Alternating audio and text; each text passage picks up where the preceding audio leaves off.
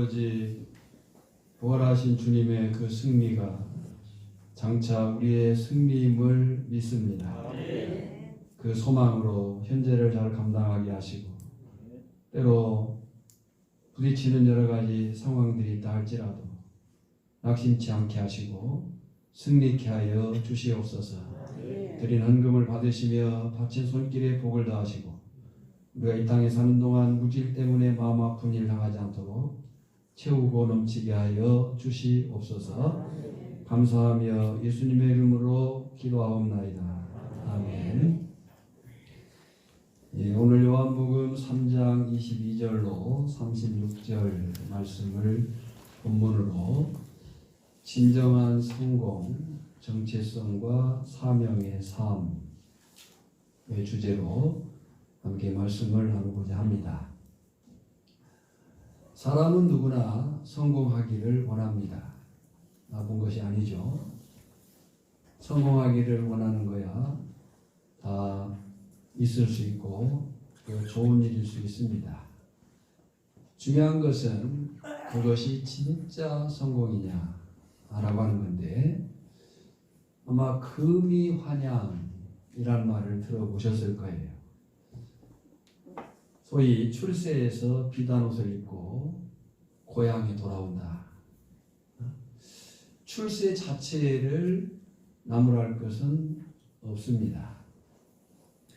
문제는 이것은 세상 가치에서 나온 것이기 때문에 자칫 출세를 위해서 수단과 방법을 가리지 않고 어떻게든 어떤 식으로든 출세만 하면 된다는 위험이 있을 수 있습니다.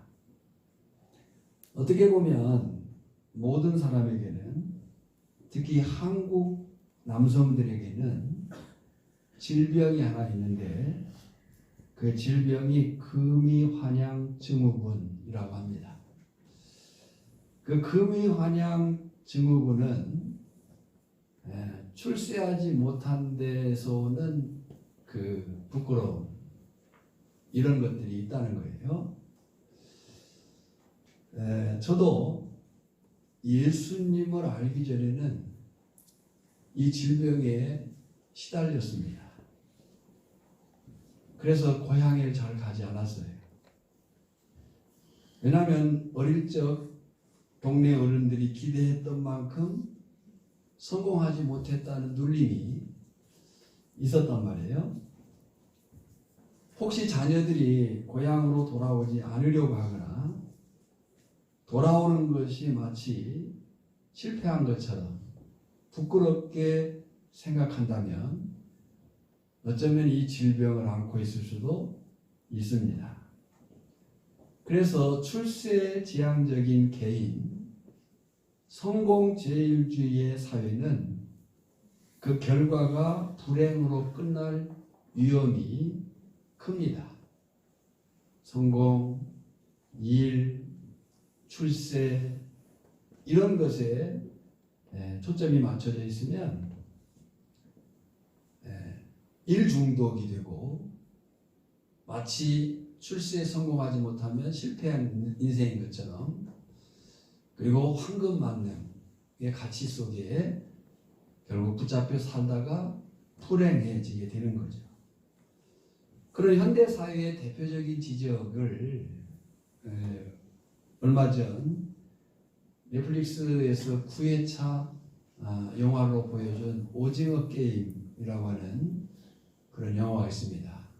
현대인들이 얼마나 출세 지향적이고 황금만능적이고 성공을 지향하고 있는가 라고 하는 것, 그런 것을 보여준 대표적인 작품이에요.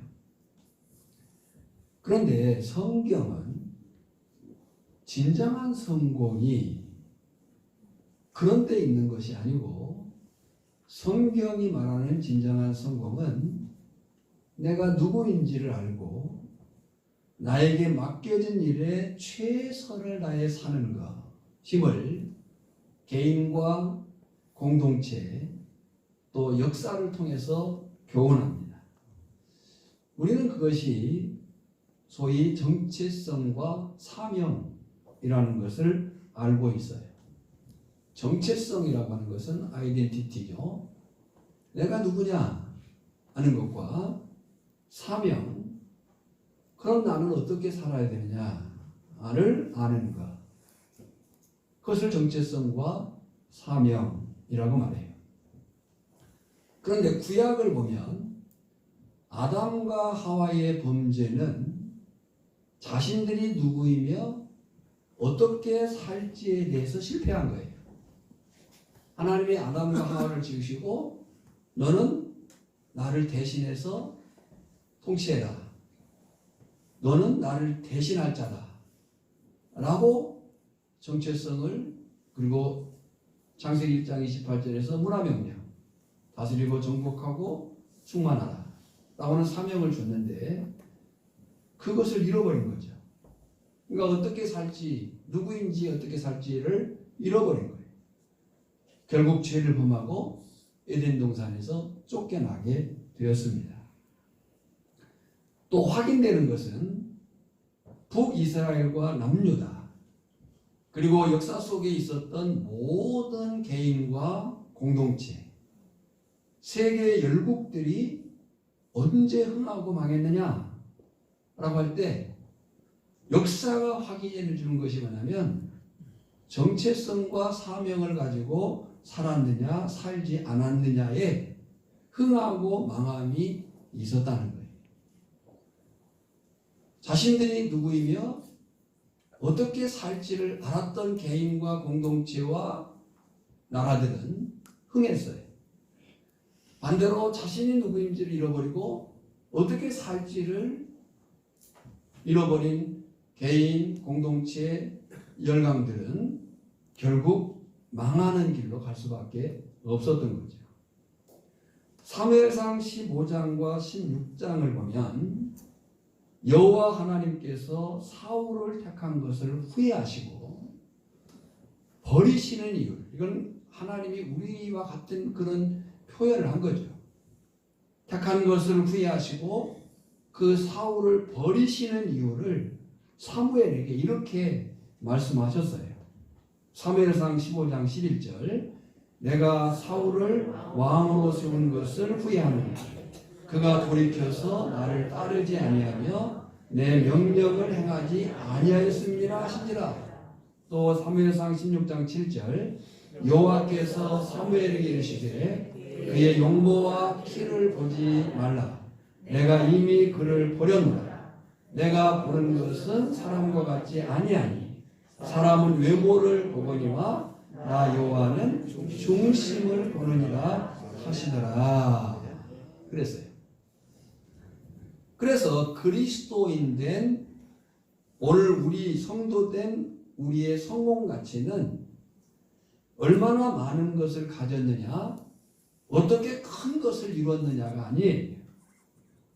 그리스도인, 성도된 우리가 갖는 성공 가치는 하나님 앞에서 내가 누구이며 하나님께서 기대하시고 맡기신 뜻을 따라 사느냐 살았느냐에 달려있는 거예요.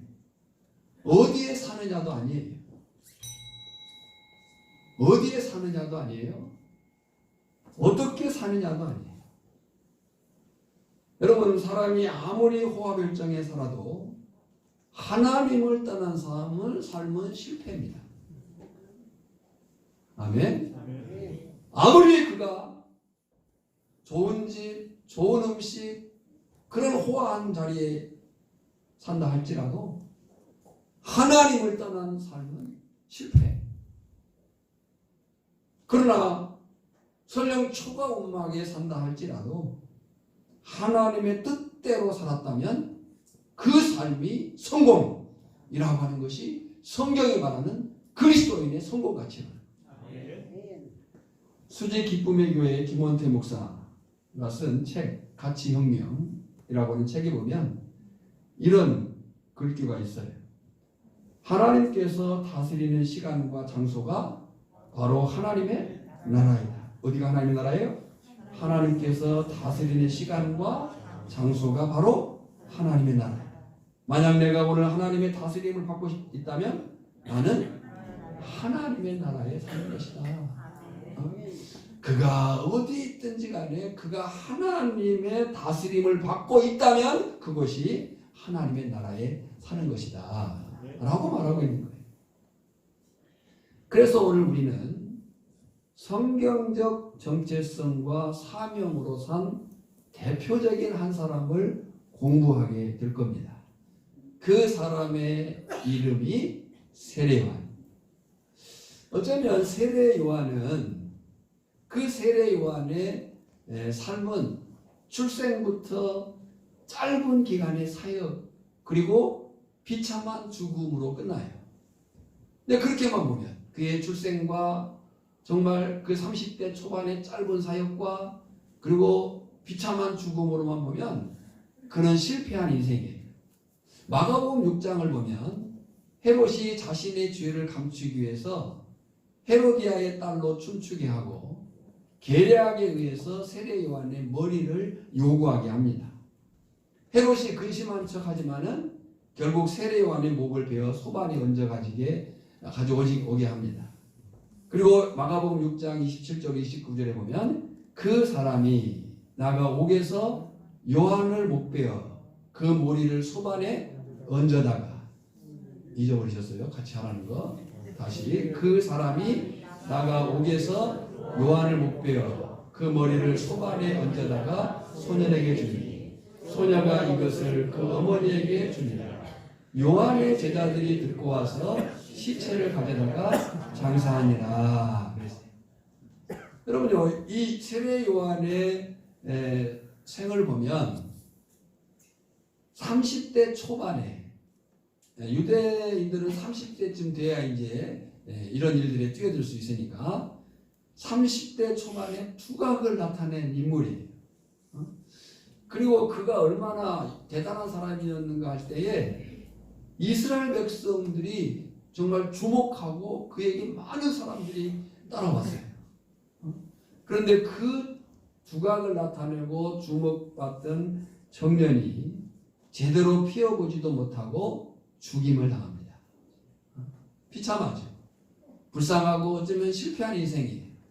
그런데요, 그 세례 요한을 예수님께서는 마태복음 11장 11절에서 여자가 낳은 자 중에 세례 요한보다 큰 이가 일어남이 없도다. 여자가 낳은 중에서 세례 요한이 가장 크다라고 얘기를 했어요. 지금 생으로 보면 짧은 생에 정말 두각이 나타나고 뭔가 좀 대단한 일을 하고 많은 사람들이 따랐던 그 인생인데 그는 그냥 실패한 인생으로 죽었거든요. 그런데 예수님은 그 세례 요한을 여자가 낳은 중에 가장 크다. 근데 그 다음 말씀이 의미심장해요. 세례 요한이 여자가 낳은 자 중에 가장 크다. 그의 비참한 죽음, 분명히 실패한 인생인 것 같은데 그렇게 예수님이 칭찬했단 말이에요. 근데 그 다음 예수님의 말씀이 의미심장한데요. 그 말씀이 뭐냐면 우리가, 저나 여러분이 그 세례 요한보다 클 수 있다는 거예요. 그 다음 말씀이 뭐예요? 그러나 천국에서는 극히 작은 자라도 그보다 크니라. 그랬어요. 실패한 인생과 같은 그 세례 요한을 예수님은 여자가 낳은 자 중에 가장 크다. 그런데 예수님이 그 말씀 속에 담아놓은 그 의미, 심장한 것은 오늘 우리가 그 세례 요한보다 더 클 수 있다. 여러분, 세례 요한이 어떻게 여자가 낳은 자 중에 가장 큰가? 또 우리는 어떻게 해야 그 세례 요한보다 클 수 있겠는가? 라고 할 때 결론부터 말씀을 드리면 정체성과 사명을 따라 살면 그렇다는 거예요. 정체성이 뭐라고 했어요? 내가 누구인지를 아는 거예요. 사명이 뭐라고 했어요? 나에게 맡겨진 일에 최선을 다하는 거예요. 그렇게 살면 세례 요한을 예수님이 여자가 낳은 자 중에 가장 크다고 얘기했고 또 그 정체성과 사명을 따라 사는 저나 여러분이 세례 요한보다 클 수 있다 라고 얘기를 하는 거예요. 22절, 23절, 24절을 보면 아직 세례 요한은 감옥에 갇히지 않았습니다. 에논에서 자신의 세례 사역을 계속 행하고 있었던 것 같아요. 22절부터입니다. 그 후에 예수께서 제자들과 유대 땅으로 가서 거기 함께 유하시며 세례를 베푸시더라. 요한도 살렘 가까운 에논에서 세례를 베푸니 거기 물이 많음이라. 그러므로 사람들이 와서 세례를 받더라 그랬어요. 자, 주목할 것은 그 후가 언제냐면 3장 후죠. 그 3장에 어떤 일이 있었어요? 니고데모와의 대화가 있었던 6월절 기간 후를 얘기하고, 어디로 갔습니까? 예수님이 유대 땅으로 가서 그랬어요.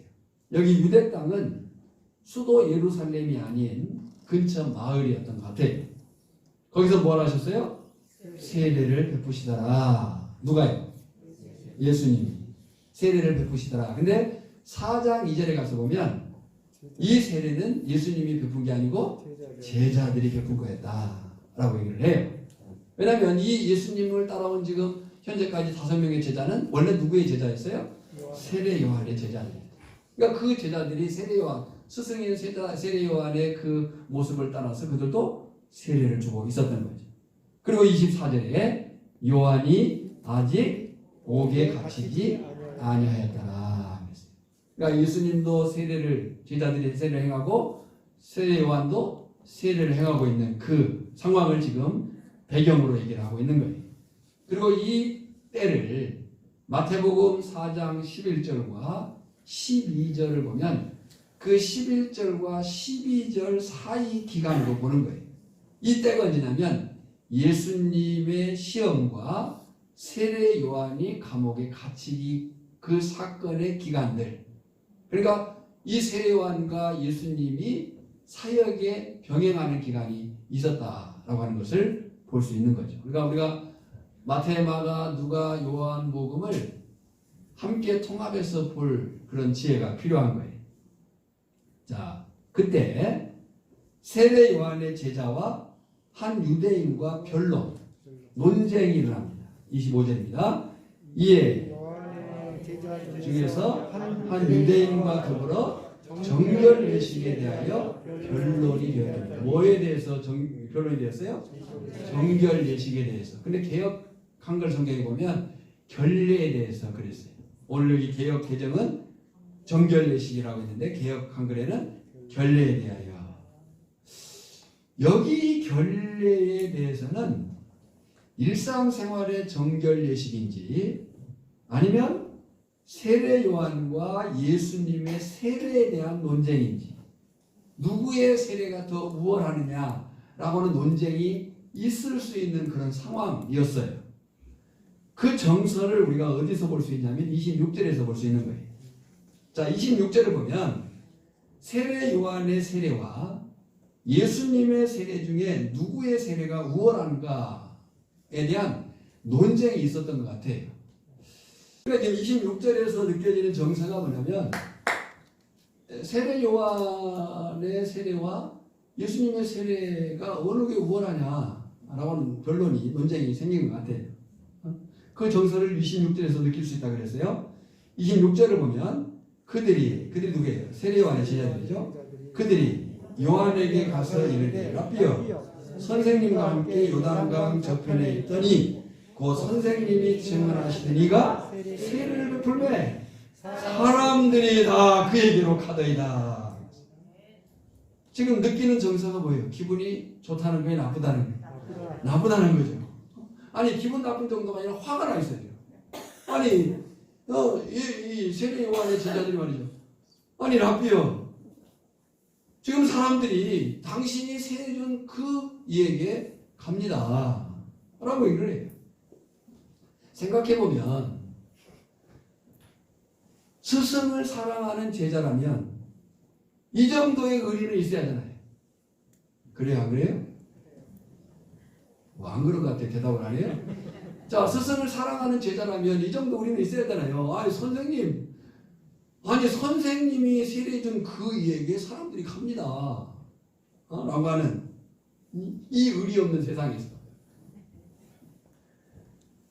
또 세례 요한의 입장에서도 보면 기분이 좋았을 것 같아요. 아, 믿을 만한 제자들이 있구나, 나에게도. 너 참 쓸만하다. 그 제자를 칭찬했을 법도 해요. 그렇지 않겠습니까? 제가 설교를 준비하면서 이 말을 할까 말까를 많이 생각했는데요. 이해하시고 들어주세요. 저도 목회를 하면서 여러 번 경험을 했어요. 지난주까지 함께 했던 성도가 이상한 것도 아닌데 교회를 떠나게 될 때 엄청나게 마음의 아픔을 경험하게 되죠. 차라리 멀리라도 갔으면 좋겠는데 가까운 교회로 가요. 그리고 간 사람들은 자기가 떠난 이유를 설명을 해요. 좋은 얘기를 하겠어요? 안 좋은 얘기를 하겠어요? 안 좋은 얘기를 하겠죠. 근데 이제 문제는 같은 동네 사니까 오다 가다 마주쳐요. 인사를 잘해요. 목사님 잘 지내시죠? 예. 근데 속으로는 너 같으면 잘 지내겠냐 라는 생각을 갖는 아픔을 겪을 때가 많이 있었어요. 그럴 수 있잖아요. 그런데 세례 요한은 그렇지 않았다는 거예요. 그것이 인지상정인 것 같은데 세례 요한은 그렇지 않았다. 그래서 제가 이번 주간 말씀을 준비하면서 예전에 먹은 마음들에 대해서 회개를 깊이 했습니다. 27절이에요. 27절을 보면 요한이 대답하여 이르되 만일 하늘에서 주신 바가 아니면 사람이 아무도 받을 수 없느니라. 이 말이 무슨 말이에요? 하나님이 허락하지 않으면 그런 일도 일어나지 않는다는 거예요. 여러분, 정체성, 내가 누구인지를 아는 것. 다른 말로 얘기하면 자기의 위치, 풍수를 아는 것이 중요하다. 더구나 사람이 진리를 깨닫는다 해도 그 진리를 자기에게 적용하고 실천한다는 것은 쉽지 않습니다. 이웃을 사랑하라. 그 말 자체가 좋은 거예요, 나쁜 거예요? 좋은 거죠. 이웃을 사랑하라는 거예요. 원수까지 사랑해라. 대단한 말이죠. 좋은 말씀이고 옳은 말씀인 줄을 알아요. 이웃을 사랑하십시오. 이웃을 사랑하십시오. 원수까지 사랑하십시오. 아멘을 했어요. 그러나 그 말씀을 나에게 적용하고 실천하기는 쉽지 않다. 그러나 우리가 기억할 성경 구절이 있어요. 마태복음 7장 21절의 말씀의 경고예요. 그 말씀의 경고가 뭐냐면 나더러 주여 주여 하는 자마다 다 천국에 들어갈 것이 아니고 다만 하늘에 계신 내 아버지의 뜻대로 행하는 자라야 들어가리라. 보십시오. 이제 세례 요한은 자기 정체성을 보다 분명하게 제자들에게 선포합니다. 지금 이런 상황이에요. 어제까지 나를 따르는 사람들이 다른 사람을 쫓아가고 있어요. 제자들이 열을 받아가지고 아니 선생님 사람들이 이러고 있습니다 라고 했을 때 세례 요한이 기분 나쁠 법도 하죠. 권사님, 그죠? 세례 요한이 기분 나쁠 법도 하죠. 네. 근데 그 세례 요한이 자기 정체성과 자기의 사명에 대해서 분명하게 다시 얘기를 해요. 그 선언이 30절이에요. 30절에 보면 그는, 예수님이죠. 그는 흥하여야 하겠고 나는 쇠하여야 하겠다. 흥한다는 것이 뭐예요? 더 많아진다는 거예요. 아니 그 사람이 더 많아지고 나는 줄어들어도 괜찮다. 여러분 말이 그렇지 이게 쉬운 일이 아니잖아요. 내 세례 요한이 정체성이 분명했기 때문에 이 선언을 할 수 있었던 거예요. 실제로 세례 요한은 감옥에 갇히게 되고 그리고 그 감옥에 갇혀있는 동안 이 세례 요한도 불안이 찾아왔어요. 그잖아요. 세례 요한이 오실 그이인 줄 알았는데 하나님의 어린 양이라고 분명히 선언했는데 그는 흥해야 된다고까지 말을 했는데 정작 자기가 감옥에 가서 생각해 보니까 불안한 거예요. 그래서 감옥에서 제자들을 보내서 예수님에게 묻습니다. 마태복음 11장 3절, 누가복음 7장 9절에 보면 예수께 여짜오되 오실 그이가 당신이오니까 우리가 다른 일을 기다리오리까 그래요. 그리고 이 세례요한이 순교를 당합니다. 마가복음 6장 28절 29절 그 사람이 나가 옥에서 요한을 목베어 제자들이 시체를 가져다가 장사하니라. 여러분 이렇게 정체성이 분명한 사람은 하나님 앞에서 내가 누구인지가 분명한 사람, 그 사람이 충성된 삶을 살 수 있을 줄 믿습니다. 그 사람이 죽도록 복종할 수 있는 것. 28절 보십시오. 지금 세례요한이 자기를 따르고 자신을 영웅처럼 받들고 자신을 폄훼하는 자들에 대해서 분개하는 제자들에게 이렇게 말합니다. 내가 말한 바 나는 그리스도가 아니요 그의 앞에 보내심을 받은 자라고 하는 것을 나는 뭐가 아니라고요? 그리스도가 아니다. 지금 자신을 따르고 자신을 받들고 자신의 그 당한 일에 대해서 분개하는 제자들, 그들을 충분히 죽일 수도 있는 그런 인간적 상황이잖아요. 근데 그들에 대해서 세례요한이 다시 얘기를 하는 거예요. 내가 말한 바 나는 그리스도가 아니다. 단지 그의 앞에 보내심을 받은 자일 뿐이다. 뿐만 아니라 제자들을 향해서 오히려 너희가 그것을 전해야 된다. 그렇게 말해요. 그 다음 말씀이 뭡니까? 내가 말하는 것을 증언할 자는 너희니라. 놀라운 일이죠. 기록을 보면 1세기 중접을 지날 때까지도 세례 요한을 따르는 자들이 있었고 그 대표적인 인물이었던 사람이 아볼로였습니다. 그래서 사도행전 18장 24절로 25절에 가서 보면 알렉산드리아에서 난 아볼로라 하는 유대인이 언변이 좋고 성경에 능통한 자다.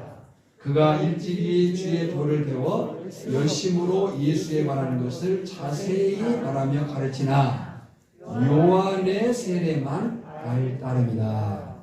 그러니까 아볼로, 그가 뭐만 알고 있었다고요? 요한의 세례만 알고 있었다. 그러니까 그 후에도 기록을 통해서 볼 때에 이 세례 요한을 따랐던 사람들이 많이 있었다는 거예요.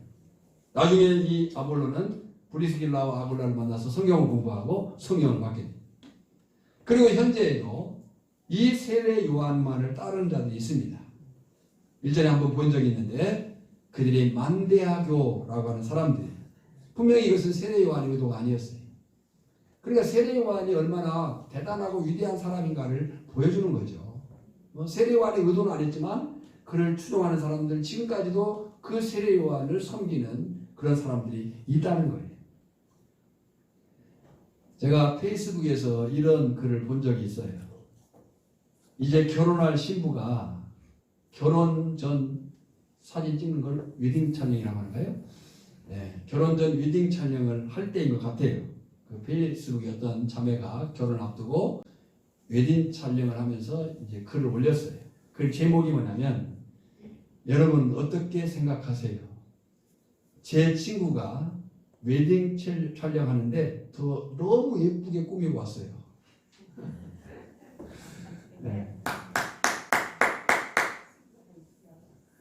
지금 신부가 웨딩 촬영을 하려고 하는데 그 제목이 그래요.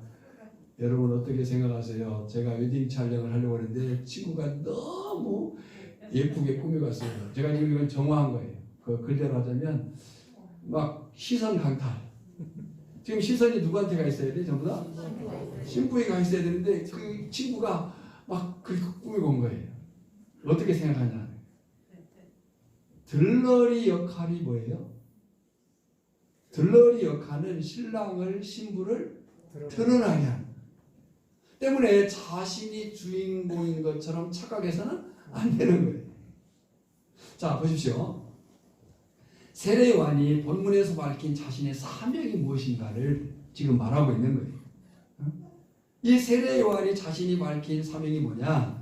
결론부터 얘기하면 이 세례 요한의 사명은 예수님만을 위한 삶, 그리고 그 예수님만으로 기뻐하는 삶을 자신은 사는 것이 사명이라고 말하는 거예요. 29절에 신부를 취하는 자는 신랑이다. 서서 신랑의 음성을 듣는 친구가 크게 기뻐하노니 나는 이러한 기쁨으로 충만하였노라. 그랬어요. 여러분 이 장면은, 이 말씀은 지금 세례 요한이 자신과 예수님과의 관계를 좀 더 분명히 설명하기 위해서 유대의 혼인 관습을 비유로 들고 있습니다. 그 유대의 결혼 풍습에서 신랑의 친구는 아주 중요한 역할을 감당했어요. 어떤 중요한 역할을 감당했냐면 혼례 전에는 중매자로서 신부를 신랑에게 안전하게 데려다 주고요. 그 역할이에요. 그것이. 신부를 누구에게? 신랑에게 안전하게 데려다 주고, 혼례식 때에는 신랑의 들러리가 되어서 신랑을 도와줬어요. 그리고 그 결혼잔치를 주관하는 역할까지 했다는 거예요. 중요한 것이 뭐예요? 이 들러리의 사명은 신랑, 친구인 신랑을 드러나게 하고 그 신랑을 섬기고 신랑을 높이는 일이 그의 사명이에요. 자, 말씀에서 정리를 해보면요. 지금 신랑의 친구로 소개되는 세례 요한이 지켜낸 사명은 세 가지 모습으로 표현되어 있어요. 첫째는 신랑이 신부를 취하는 데 있어서 모든 역할을 다 했어요. 신부를 취하는 자는 신랑이나. 그러니까 신부를 취하는 자는 누구예요? 신랑이에요. 신랑. 근데 그 취하도록 하는 모든 역할은 누가 했다고요? 친구가. 들러리 친구가. 두 번째는 오직 신랑의 말과 필요에 집중하고 기뻐했어요. 신랑의 음성을 듣는 친구가 크게 기뻐하는. 신랑이 하라는 대로 한 거예요. 신랑의 음성을 듣는 친구가 어떻게 했다고요? 크게 기뻐하다니. 예. 그러니까 신랑이 기쁠 일이지만 그 신랑을 돕는 친구가 뭐하고 있다고요? 기뻐하고 있는. 세 번째는 신랑의 기쁨이 곧 자신의 기쁨인 것으로 누려요. 나는 이러한 기쁨으로 충만하였노라. 그래서 오늘 정체성, 내가 누구인지, 사명, 어떻게 살아야 되는지를 아는 사람의 대표적인 삶의 모습이라는 거죠. 그 세례 요한은 예수님만을 위한 역할에 충성했고요. 할렐루야. 예수님만으로 기뻐하는 삶을 살아낸 사람이 세례 요한이에요. 그렇다면 그 세례 요한은 어떻게 그런 사명의 자리에 설 수 있었을까? 라고 할 때 그 답을 사도 요한이 첨언한 31절로 36절에서 찾아볼 수가 있습니다. 지금 우리가 3장 30절까지를 보면 세례 요한에 대해서 얘기를 했어요. 그리고 31절부터는 첨부된 말이에요. 이 첨부된 말은 요한복음의 저자가 누구예요? 사도 요한. 사도 요한이 첨부를 한 건데 그 첨부된 말씀 속에서 세례 요한이 어떻게 그런 사명의 자리에 서서 살 수 있었을까? 라고 할 때 간단히 정리하면 고백과 확신이 분명했다는 거예요. 무엇과 무엇이 분명했다고요? 고백과 확신이 분명했다. 고백이 뭐였냐면 예수님은 아들로 오신 하나님이시다. 할렐루야. 이 고백이 분명한 거예요. 여러분요, 우리의 신앙 고백이 분명해야 우리의 삶이 분명할 수 있습니다. 근데 이 세례 요한이 왜 어떻게 사명의 자리에서 설 수 있었느냐? 고백이 분명했어요. 예수님은 누구? 하나님의 아들로 오신 하나님이시다. 두 번째는 확신이 있었어요. 그 확신이 뭐냐면 그 아들을 믿는 자에게 영생이 있다. 라고 하는 확신이 있었기 때문에 그는 사명의 자리에서 흔들리지 않을 수 있었던 거죠. 36절에 같이 읽습니다.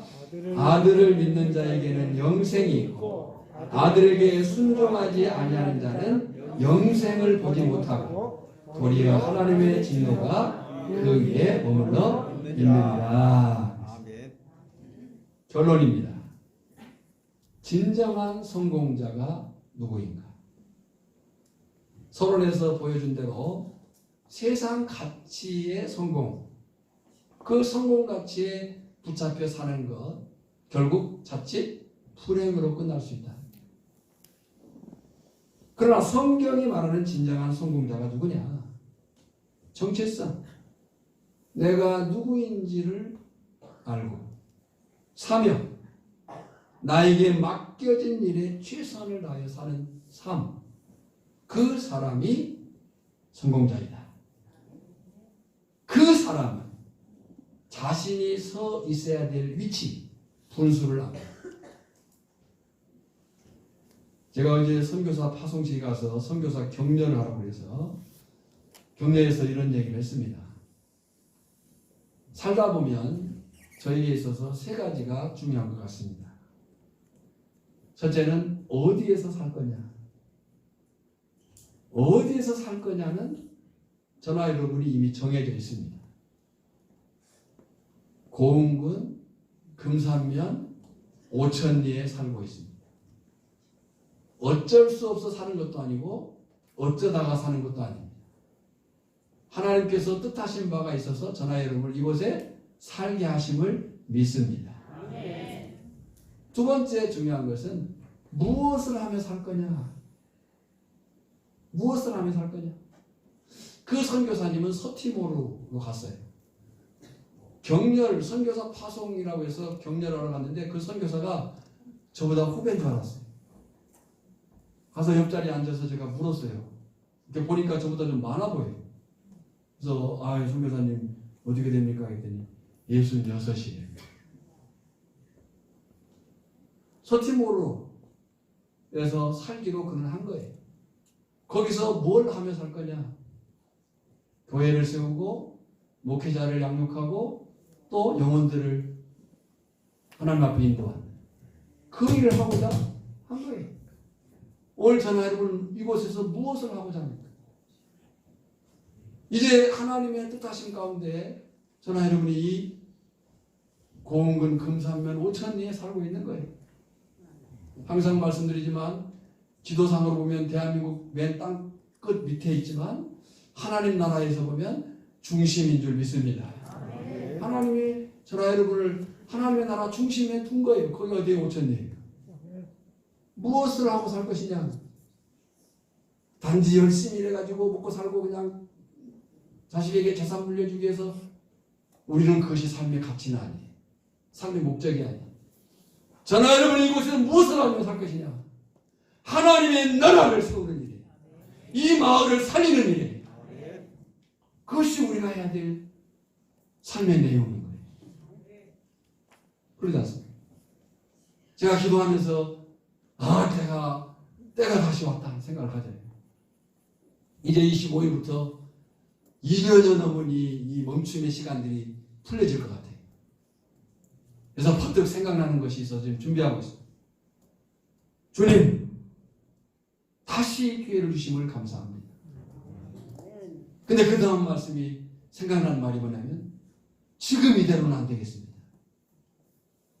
주님, 다시 기회를 주심에 감사합니다. 근데 생각해보니까 지금 이대로는 안 되겠습니다. 라는 생각을 가지고 어떻게 할 것인가를 고민하고 기도하고 있습니다. 어디서 할 것이냐. 정체성과 사명이 분명한 사람은 자기가 서 있는 위치를 안다. 그 자리가 하나님께서 나에게 맡긴 삶의 장소. 오늘 저나 여러분은 그 장소가 금산면 오천리인 거예요. 여기가 하나님 나라 중심이에요. 무엇을 할 거냐? 무엇을 하며 살 거냐? 그냥 단지 열심히 일해가지고 물론 그거 필요하죠. 중요하죠. 해야 되죠. 그러나 그 일을 통한 목적이 뭐냐는 거. 우리는 하나님의 나라, 하나님의 백성들을 세우기 위한 삶이 우리의 삶의 내용인 줄 믿습니다. 중요한 것은 선교사님에게 세 번째. 이제는 우리에게 남은 몫이 뭐냐? 어떻게 할 것이냐만 남았다. 살 곳도 정해졌고 무엇을 할 것인가도 정해졌는데 그것을 어떻게 할 것이냐. 그래서 제가 선교사는 순교사다. 순교적 각오로 이 사명을 감당하게 될 것이다. 오늘 전하 여러분에게도 이 각오가 있어지기를 주님의 이름으로 축복합니다. 아멘. 진정한 선거, 성경이 말하는 진정한 선거, 그것은 정체성과 사명의 삶을 사는 사람, 내가 누구인지를 알고 내가 어떻게 살아야 될지를 분명히 한 사람, 바라기는 전하 여러분 모두가 그런 사람이기를 주님의 이름으로 축원합니다. 아멘. 하나님 아버지 감사합니다.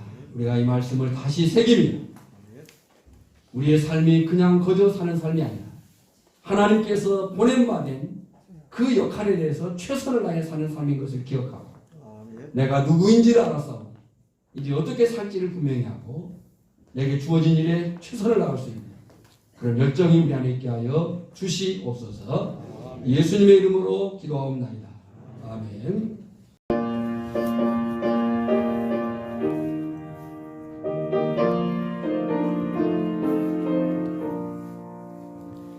험한 십자가를 주가 흘린 피를 믿는 마음으로 바라보니